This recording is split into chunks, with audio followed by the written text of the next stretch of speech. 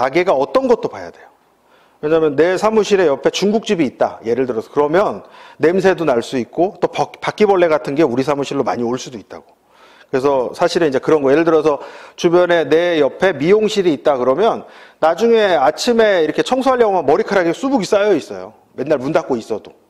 생각보다 그런 것들이 많이 들어온다는 거죠. 그래서 이제 그런 것들도 봐야 된다는 거죠. 그 자체가. 왜냐하면 처음에는 진입하기 급해가지고 그걸 보지 않는데 영업을 하면 할수록 이제 그런 것들이 문제. 예를 들어서 옆 가게에 뭐 자동차 수리점이라든지 뭐 썬팅하는 집이 있다.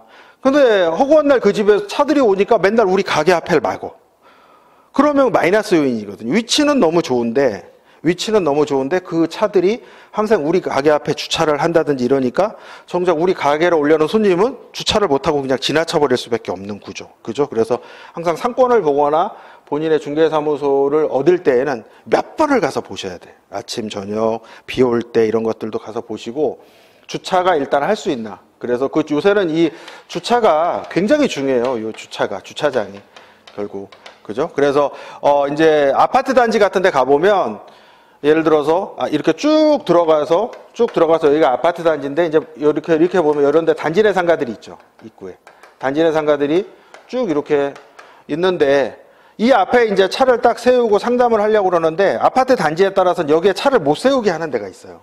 못 세우게. 이게 뒤에 주차장 가서 하고 오세요. 그러면 이제 초보 입장에서는 어떤 생각을 하냐면 그러면 차를 못 세우게 하니까 이 뒤에 주차장에서 이렇게 올 때 여기 첫 번째가 제일 좋겠지. 이렇게 이제 생각을 할 수도 있단 말이죠.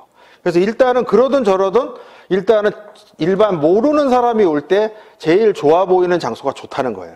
이미 나는 알고 있기 때문에 이렇게 뒤에를 생각하지만 처음 오는 손님은 그런 거 모르시죠. 그래서 이제 이런 데 있는 부동산들은 어떤 정책을 쓰냐면 이제 손님이 상담하러 들어오면 다른 사람이 가서 차를 이렇게 주차시켜주는 이제 그런 시스템을 갖고 있죠. 그래서 주차 합니다. 이렇게 해도 돼 있고 장사만 잘 되면 특히 이제 저런 게 어디에 맞냐면 중개에서 분양권 할 때.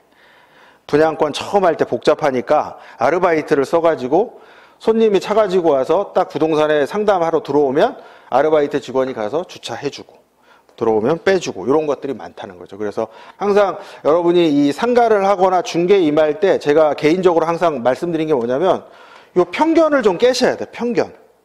그죠? 이 편견이 뭐냐면 아유 저거는 안 되겠지.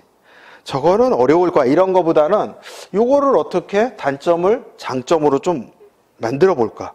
이런 것들에 대한 생각을 좀 가지시는 게 결국은 우리가 이제 중개를 하는 입장에서도 굉장히 좋다는 거죠. 그죠? 그래서 그걸 너무 왜 똑같이 좋은 거를 좋게 보고 나쁜 걸 나쁘게 보면 다른 사람하고 나하고 경쟁력이 없어요. 그래서 결국은 남이 안 좋게 보는 걸 어떻게 하면 나한테 유리하게 만들 수 있을까 이런 거에 대한 생각을 많이 가지고 계시는 게 우리 이제 중개를 하는 입장에서 굉장히 이제 많은 생각을 할 수 있다는 거죠. 그 다음에 이제 우리가 이제 상가 중개에서 보면 주로 이제 경험자들을 많이 상대로 하죠. 상가가. 왜냐하면 초보자들도 있지만 대다수가 그 장사를 했던 분들 아니면 그 장사를 하고 있는데 이제 사무실 그 업종을 옮기려고 어떤 이유에서 확장을 한다든지 그래서 옮기려고 하는 분들이 있기 때문에 거기에서 이제 상담을 해야 되는데 이 상담이 이제 어려워요. 주거용 부동산에 비해서. 왜냐하면 주거용 부동산은 어떤 법적인 거나 법적인 관계나 사실관계 물이 새나 안 새나 이런 것만 봐주면 되는데 이 상가는 그렇지 않다는 거죠. 이 상가는. 그죠?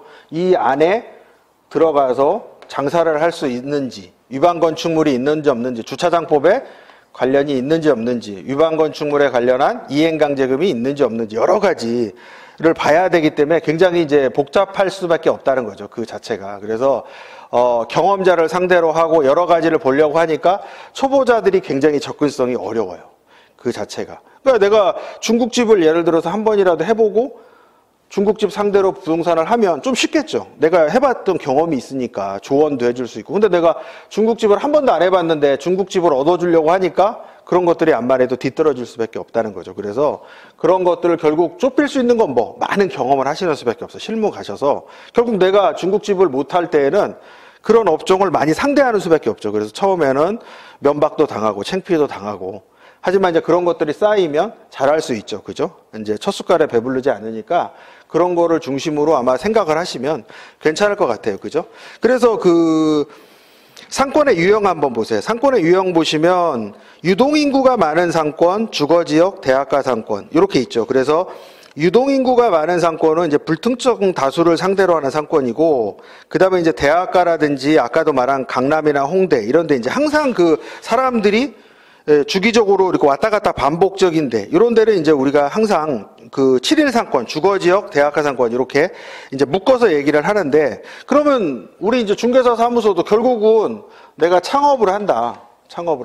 그러면 어디에 결국은 내가 사무소를 둬야 되느냐. 그래서 여러 가지가 있겠지만, 그래도 어쨌든 우리 중개사무소도 유동인구가 많은데, 그죠? 내가 낚시를 하려면 결국은 물고기가 많은 데 가서 낚시를 해야 되겠죠. 그죠? 그래서 유동인구가 많이 움직이는데, 그러면 유동인구가 많이 움직인다고 해서 그러면 다 좋은 상권이냐? 또 그렇지는 않다는 거죠. 예를 들어서 뭐 신도림역 상권이라든지 이런 데를 가서 보면 어마어마한 지하철역이 움직이는데 거기는 지나치는 상권이지 주변은 활성화가 안 된다는 거예요. 그래서 결국은 모일 수 있는 상권인지 흩어질 수 있는 상권인지도 보셔야 된다는 거죠. 그죠? 그래서 기본은 유동인구지만 이 유동인구가 어떻게 나하고 연결이 될까, 이런 것도 좀 많이 보셔야 된다는 거죠. 그죠?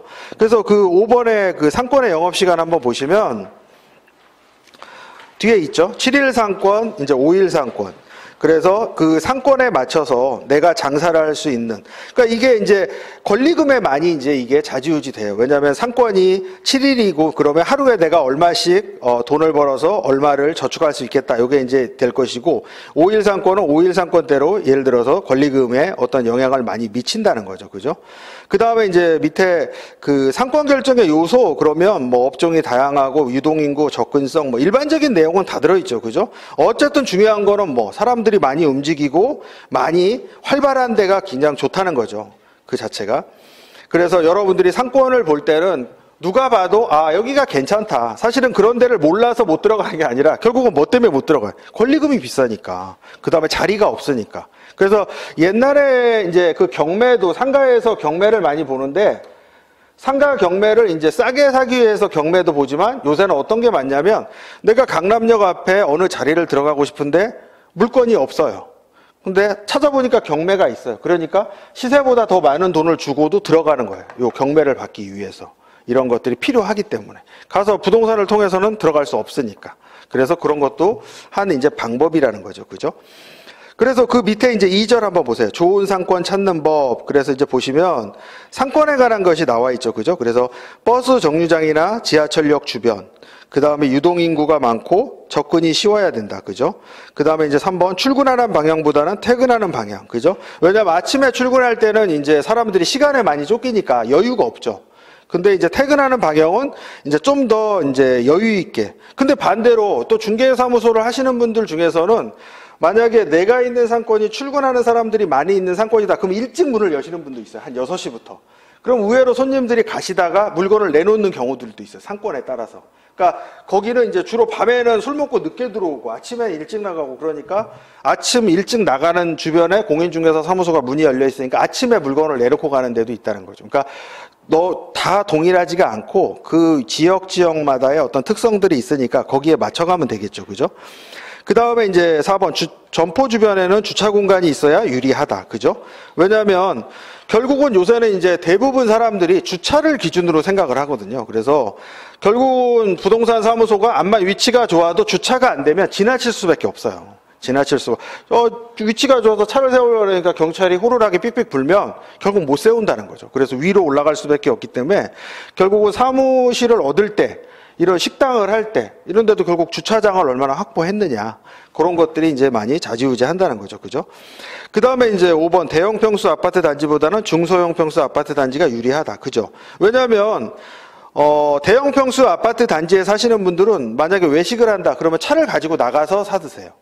시켜 먹지 않고. 그러면 어떠한 사람들이 많은 동네가 물건을 많이 시켜 먹느냐, 치킨집이 잘 되느냐, 임대 아파트 주변이 제일 많이 시켜 먹어요. 그 다음에 소형 평수. 평수가 작은 데일수록 어린 아이들이 많이 있기 때문에 시켜 먹는다는 거, 맞벌이도 많고.